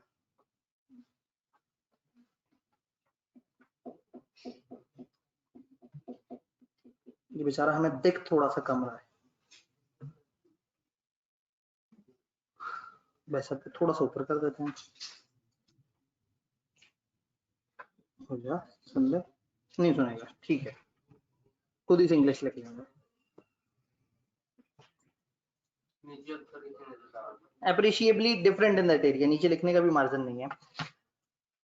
तो हम बात ये कर रहे हैं कि ज्योग्राफिक मार्केट क्या है कि जिसको आप साथ वाले एरिया से डिफरेंशिएट कर सके। फॉर एग्जांपल अगर लाहौर में भी एक चीज एक खास रेट पे मिलती है और साहिवाल में भी एक खास रेट पे मिलती है, शादरा में भी, गचूमता में भी, कसूर में भी, तो शायद ये सारे मिला के हम कहेंगे कि जी ये वाला पंजाब की ये वाली साइड, ये जो, लेकिन फर्स्ट करें लाहौर के अंदर ही डिफेंस एक अलग जोन हो, वहां अलग तरह से चीजें बिकती हो, अलग रेट पे बिकती हो, अलग माहौल हो, और इसी तरह से जो शालमी मार्केट है वहां पे चीजें डिफरेंट तरीके से चल रही हो, तो मैं कहूंगा वो एक डिफरेंट मार्केट है और वो एक डिफरेंट मार्केट है। तो ज्योग्राफिकली मार्केट को हम कैसे डिवाइड करते हैं? Area wise. वो एरियाज जहां मिलती जुलती सिमिलर कंडीशन है, तो दुनिया को ऐसे डिवाइड किया जाता है कि ये मिडिल ईस्ट की मार्केट है, ये यूरोपियन मार्केट है, ये अमेरिकन मार्केट है, ये देसियों की मार्केट है, जो हमारी वाली मार्केट है। तो इसी तरह से हम सीए के अंदर कहते हैं लाहौर के कॉलेजेस, इस्लामाबाद के कॉलेजेस, कराची के कॉलेजेस। तो हम क्या करते हैं, हम एरिया वाइज उसको डिवाइड कर लेते हैं। वो एरिया जिसमें सिमिलर टाइप की कंडीशंस मौजूद हो वो एक ज्योग्राफिक मार्केट कहलाती है। तो हम कहेंगे ये इस शहर की मार्केट है, ये उस शहर की मार्केट है, ये इस इलाके की मार्केट है, ये उस इलाके की मार्केट है। तो कुछ सेक्टर्स में एक ही शहर में कई मार्केट्स हो सकती हैं और कुछ सेक्टर में काफी सारे शहर मिला के एक ज्योग्राफिक मार्केट काउंट हो सकता है। पढ़ लॉ रहे हैं लेकिन असल में बिजनेस समझ रहे हैं, तो ये बीएम के हवाले से ये वाली बातें होती हैं, मरहूम BM. Product market comprises of all products or services which are regarded as interchangeable or substitutable by consumer by reasons of the product characteristics, prices and intended use. दुकान पे गए, पेप्सी चाहिए, उन्होंने कहा पेप्सी नहीं है, कोक अवेलेबल, उन्होंने कहा कोक दे दें। अच्छा कोक नहीं है, जूस मिलेगा, उन्होंने कहा जूस दे दें। इसका मतलब ये पूरी एक ऐसी मार्केट है जो इंटरचेंजेबल है, यानी कि बेवरेजेस की मार्केट, जिसमें आपको juice, soft drink, hard drink, खैर सॉफ्ट ड्रिंक्स ही हैं यहाँ, तो सॉफ्ट ड्रिंक्स की अलग अलग कैटेगरी, कार्बोनेटेड सॉफ्ट ड्रिंक है, ये एनर्जी वाली सॉफ्ट ड्रिंक है, ये इस तरह से है। तो बेसिकली एक पूरी मार्केट बन गई जो कि बेवरेजेस को डील कर रही है। इसी तरह से फिर खाने की अलग मार्केट बन गई, कपड़ों की अलग मार्केट बन गई। तो जब हम प्रोडक्ट के हिसाब से मार्केट की बात करें तो वो प्रोडक्ट मार्केट है, जब हम एरिया के हिसाब से बात करें तो ज्योग्राफिकल है। और मार्केट किसे कहते हैं? जिसको ये मार्केट कहते हैं। तो जब ये सीसीपी वाले कहते हैं ना कि जी हम शुगर की मार्केट में फलाना फलाना चीज को काउंट करते हैं, तो वो उसको काउंट करते हैं। हो सकता है कपड़े की मार्केट में कॉटन ग्रोअर्स को भी शामिल कर दें कि जी हमारी नजर में ये टेक्सटाइल की मार्केट है, तो ठीक है। अगर वो कह देंगे तो फिर हम कॉटन ग्रोअर से लेके एंड तक के सारे प्रोसेस को उठा के टेक्सटाइल में क्लासिफाई कर देंगे, यानी कि रट्टा मारना। तो goods, retailer, wholesaler, relevant market में प्रोडक्ट मार्केट, ज्योग्राफिक मार्केट, सारी बातें समझ आई? पक्की बात है? टाइम हमारे पास है, थोड़ा सा टाइम तो है ना, जल्दी से आगे चलते, जल्दी से आगे, जल्दी से आगे, बहुत जल्दी से आगे, जल्दी से आगे, चल जा, जल्दी से आगे, जल्दी से आगे। पहले समय पे आने का मकसद वही है जो कि बताया गया, पहले से पढ़ा। आर्बिट्रेशन का कॉन्सेप्ट याद है? तो ये सफा तो आपको पता है?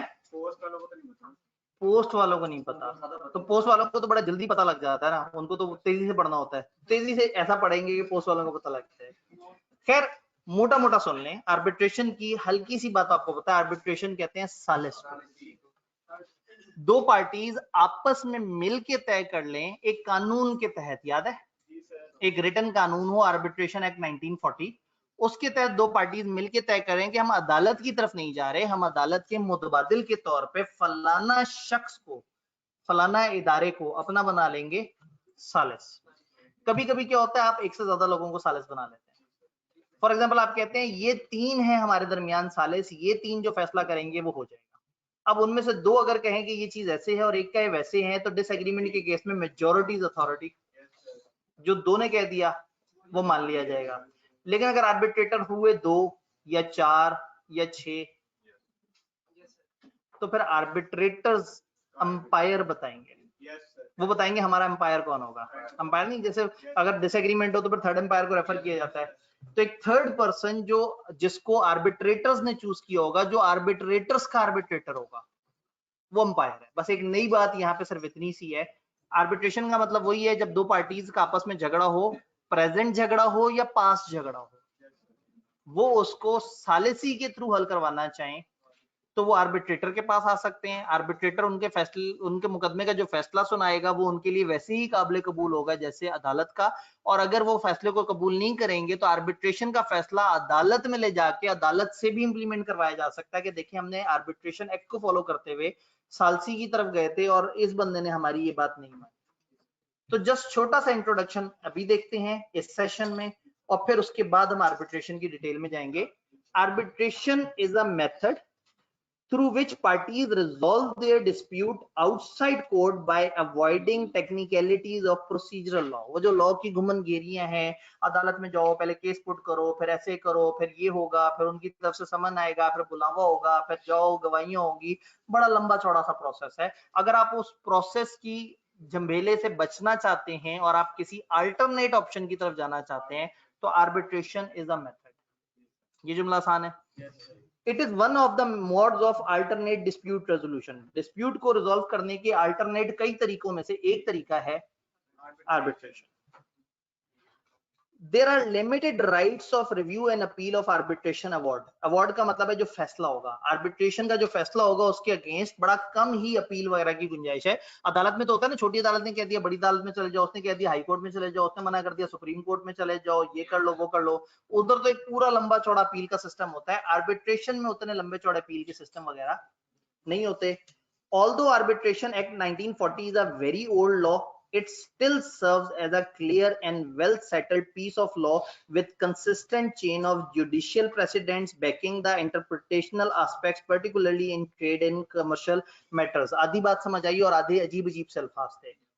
आर्बिट्रेशन 1940 एक बड़ा पुराना लॉ है। ये कहने के बाद उन्होंने सोचा कि आप अगला सवाल ये पूछेंगे फिर हमें क्यों पढ़ा रहे हो, खुदा का खौफ करो। तो नहीं कहा लेकिन बहरहाल इट स्टिल सर्व्स, ये अभी भी सर्व कर रहा है as a clear and well settled piece of law. ये क्लियर और अच्छा बना हुआ लॉ है। जब आप 1872 का कॉन्ट्रैक्ट एक्ट पढ़ सकते हैं तो 1940 का आर्बिट्रेशन एक्ट को पुराना लॉ कह के आप इसको वो ना करें, इसके तकद्दुस को पामाल ना करें। हाँ, this consist chain of judicial president. अदालत का कोई पुराना फैसला, कई दफा क्या होता है कि अदालत एक फैसला दे देती है, वो बन जाता है प्रेसिडेंट। अगली दफा किसी जज ने फैसला करना होता है तो वो देखता है इस तरह की सिचुएशन में इससे पीछे अदालत ने क्या फैसला दिया था, तो वो फैसले से उन्हें हिंट मिलते हैं और वो फैसला भी अपने अंदर एक कानूनी दर्जा रखता है। तो ऐसे में वो कह रहे हैं कि आर्बिट्रेशन की सपोर्ट में भी एक पूरी चेन ऑफ जुडिशियल प्रेसिडेंट्स हैं। जजेस के बहुत सारे ऐसे फैसले हैं जिसमें उन्होंने आर्बिट्रेशन के किए हुए फैसले को सपोर्ट किया है। तो इसका मतलब इसके बैक पे पूरा चेन ऑफ जुडिशियल प्रेसिडेंट्स हैं जो बैक कर रही हैं, दैट आर बैकिंग, जो सपोर्ट कर रही हैं किस चीज को, इंटरप्रिटेशनल एस्पेक्ट्स। ये जो है ना कि इसका इस लाइन का क्या मतलब है, इसको क्या कहें। आर्बिट्रेशन एक्ट 1940 का कानून है, कोई भी वकील उठ के कह दे ये जुमला अजीब सा है, इस जुमले का तो मैं ये मतलब भी निकाल सकता हूँ वो मतलब भी निकाल सकता हूँ। हम कहेंगे तुम्हारे कहने से क्या होता है, पिछले 80 साल से अदालतें फैसले करती आ रही हैं, इस जुमले को 15 दफा अदालत ने ये मतलब निकाला है, तो जब अदालत ने ये मतलब निकाला है तो इसका मतलब है यही इसकी इंटरप्रिटेशन बनती है, इंटरप्रिटेशन। तो इसका मतलब ये हुआ कि आर्बिट्रेशन का लॉ थोड़ा पुराना है, बट इसकी सपोर्ट में 80 साल में होने वाले इतने सारे फैसले, जिन फैसलों में इसकी बहुत सारी चीजों की वजाहत की गई, तो अब हम इसको कमजोर कानून नहीं कह सकते। इसकी सपोर्ट में अच्छे खासे अदालती फैसले मौजूद हैं जो कि इसकी अलग अलग चीजों के ऊपर एक अच्छी इंटरप्रिटेशन प्रोवाइड कर रहे हैं। तो जुमला खूबसूरत था। आर्बिट्रेशन एग्रीमेंट क्या है, एक ऐसा written agreement to submit present और फ्यूचर डिफरेंसेस, आप मुमकिना वाले भी इसमें डाल सकते हैं, whether an arbitrator is named therein or not. आप ये कह सकते हैं कि मेरा तुम्हारे दरमियान जो मसला हुआ हम आर्बिट्रेटर की तरफ जाएंगे। ऐसा भी हो सकता है आप कहें हम फलाना आर्बिट्रेटर की तरफ जाएंगे, और यूं भी हो सकता है कि आप कहें हम आर्बिट्रेशन एक्ट को फॉलो करते हुए किसी आर्बिट्रेटर की तरफ जाएंगे। तो आर्बिट्रेशन एग्रीमेंट का मतलब है जिसमें पार्टीज ने आपस में ये तय किया कि मसला होगा तो हम अदालत की तरफ नहीं जाएंगे, हम कहां जाएंगे, आर्बिट्रेटर की तरफ। रेफरेंस का मतलब क्या है, रेफरेंस का मतलब है रेफरेंस टू आर्बिट्रेशन।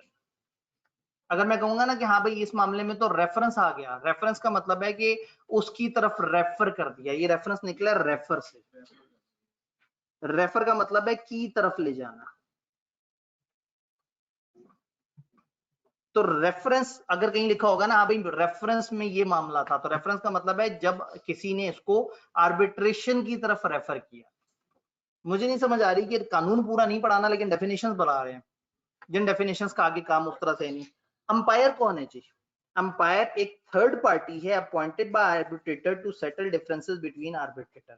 अगर आर्बिट्रेटर के दरमियान आपस में इख्तलाफ हो तो उसको सेटल करने के लिए जो बंदा है वो अंपायर है। और ये नॉर्मली कब होगा? जब आर्बिट्रेटर्स होंगे इवन नंबर में,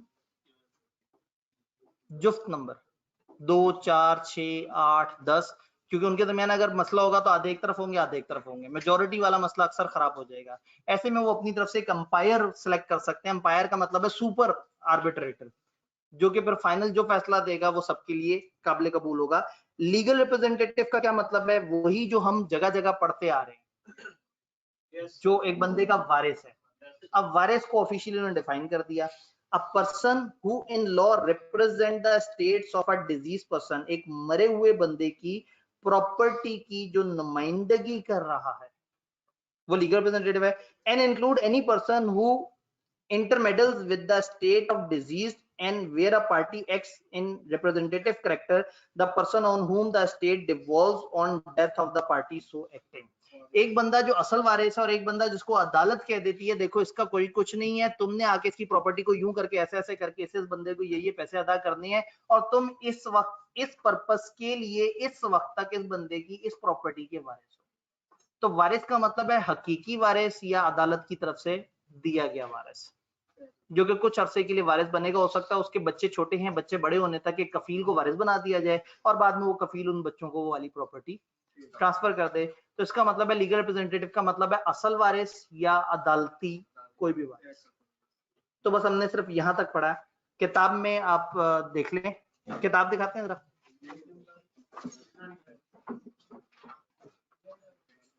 एक तो आप लोगों ने शुरू में जो ऑब्जेक्टिव और डेफिनेशन है उसको देख लेना है, पेज 97 पे ऑब्जेक्टिव और डेफिनेशन को देख लेना है, और देन आपने पेज 100 को हाफ पढ़ लेना है, अंपायर तक, प्रोविजन इंप्लाइड से ऊपर ऊपर तक। कल इंशाल्लाह ताला हम इसकी जो छोटी छोटी सी बातें हैं उनको तेजी से गो थ्रू करेंगे और इंशाल्लाह हमारा ये चैप्टर इख्तिताम को पहुंचेगा। अपना ख्याल रखिएगा। इंटरप्रिटेशनल एस्पेक्ट का मतलब क्या है सर? यानी कि जो इंटरप्रिटेशन की गई है उस लॉ को जो समझा गया, उस लॉ के बारे में जो ओपिनियन कायम की गई है, किसी लफ्ज का मतलब क्या होगा।